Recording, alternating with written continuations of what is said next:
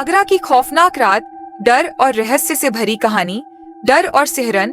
आगरा के पास एक पुरानी सुनसान हवेली थी जिसे लोग शापित हवेली कहते थे। कहते हैं वहाँ एक औरत की आत्मा और भटकती थी जिसने अप्रेम में धोखा खाकर आत्महत्या कर ली थी। रात के समय हवेली से सिसकियों और चीखों मात की आवाजें आती थीं। गांव के लोग वहां जाने से और कांपते आईएस थे। हिम्मत और खौफ। एक दिन 4 दोस्त इस रहस्य को सुलझाने के लिए हिम्मत करके हवेली में घुस गए। अंदर घना अंधेरा था। हर तरफ धूल और जाले माट फैले थे।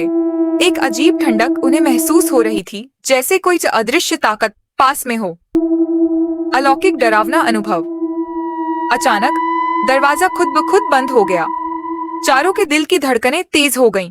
तभी एक दोस्त ने देखा, आईने में एक परछाई गोड़ हिल रही थी, लेकिन उनके पीछे रखा नायक कोई नहीं था। भूतिया संदेश और दहशत। अचानक हवा में किसी औरत के रोने की आवाज गूंज उठी। चारों ने दरवाजा खोलने की कोशिश की, लेकिन दरवाजा नहीं खुल रहा था।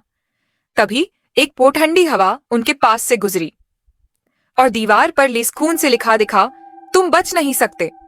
खौफनाक भागना और रहस्य। किसी तरह दब को खिड़की तोड़कर चारों दोस्त बाहर कूद गए और बोलते भागते हुए गांव पहुंचे। जब उन्होंने गांव वालों को सब बताया तो सब सिहर उठे।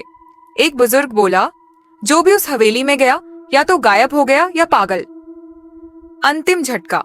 डर के बावजूद अगली सुबह तक चारों दोस्त फिर हवेली को देखने गए, लेकिन वहां मैडे कोई हवेली थी ही नहीं।